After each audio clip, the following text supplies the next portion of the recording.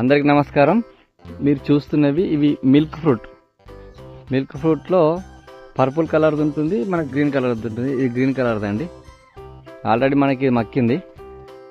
దీని టేస్ట్ ఎలా ఉంటుంది అనేది ఇప్పుడు మా పిల్లలు చెప్తారు తిని. సరే, వాళ్ళకి ఫ్రూట్ ఇస్తాను. ఇట్రండి.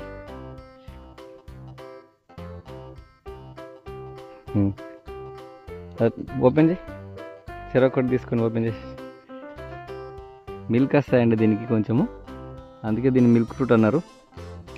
ఓపెన్ చేయి, రెండు వక్కలు చేసేసి లోపల చూపించి పలుపు చూపించి లోపల చూడండి, చాలా జ్యూసీగా ఉంటుంది ముంజలాగా. ఆ పలుపు తినండి, తిని ఎలా ఉందో ఇలా చెప్పాలి మనం. సూపర్ అంటే ఎట్లా ఉంది టేస్ట్?